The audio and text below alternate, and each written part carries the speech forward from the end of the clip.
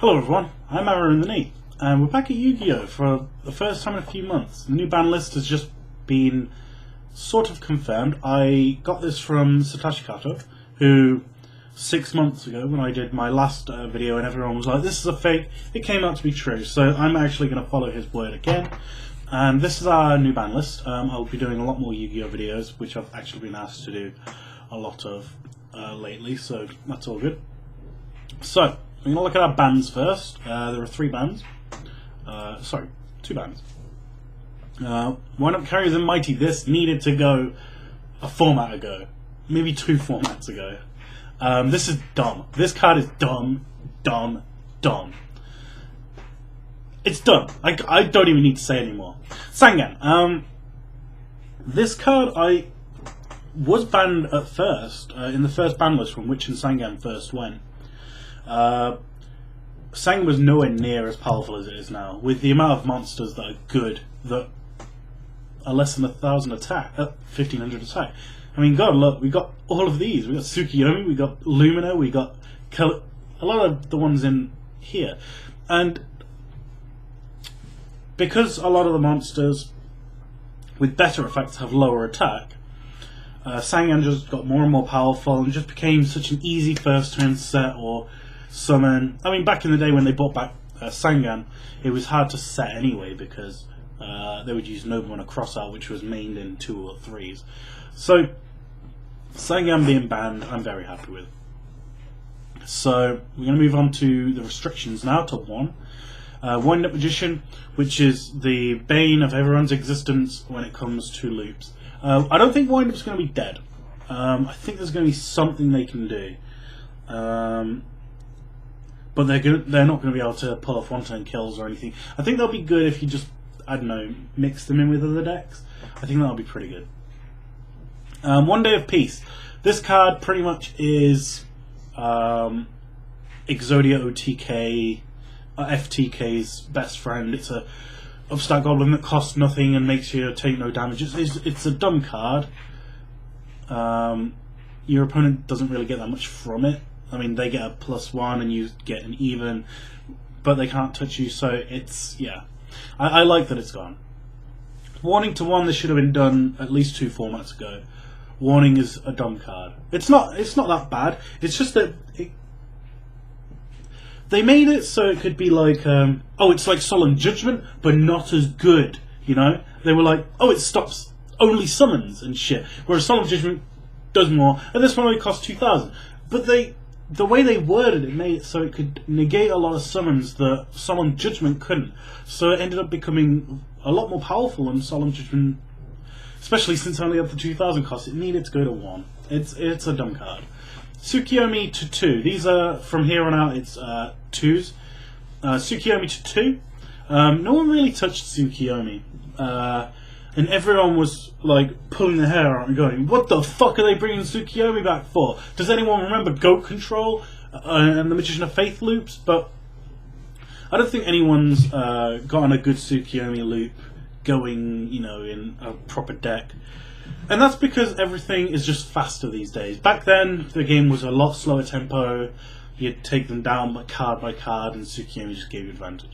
Now it's all about rushing the field or gaining a big advantage, or, yeah. So Tsukiyomi 2, I don't mind. Thunder King Ryo 2. I don't think this is really needed at 2, because most people who ran it, ran 2. They didn't really, I don't see too many people running 3 of them. And if they're running 3 of them, is having to cut down to 2 such a big loss? I guess opening first turn is an amazing thing against a lot of decks, but yeah. Advanced Ritual Art. This will change a lot of people's minds on running ritual decks. There's a couple that would work with it. Those are Demise, the original Demise OTK with the Insects and Doomdozers and Megamorphs for the OTK, which I don't really like too much because of you know, Effect Veiler and even Battle Fader that some people run still. And Tragodia, and Gauze. So it's hard to attack the game like back in the day when you used Advanced Ritual Art. But the Fairy Monster that negates shit by just discarding cards, that is a very, very, very good deck, and Advanced Ritual Art will help with that. Sport of 3. This card not only worked with, but it was best worked with the plant engine with glow up bulb. And without glow up bulb, it's just not as good. I mean, you could put your Lone Fire Blossom, your Spore there, and you could have your 4-star Tuna come out, and I guess it's fine. I can see why they brought it back to 3, because there's no real point in running 3. They might as well have brought it back to 1, but whatever. I like Spore at 3. Spore at 3 is fine. Kalute to 3, I've been waiting for this for a while, because blackwings have been kind of teetering on the edge of being okay to play, but the fact that they haven't got the Kalutes to hit back and search when you've got the Tornado out, the Black Whirlwind, being able to summon the 1800 attacker, get your Kalute, and have something in your hand so you can, your opponent has to just back off and not attack over your monsters. And I just really like Kalute, and I'm glad it's at 3. Lumina at 3. This could really change a lot of Lightsworn decks. Lumina's actually, I think Lumina's one of the most changed out of all of restricted cards. It's definitely the most changed out of Lightsworns. It's been at 1, it's been at 2, it's been at 3.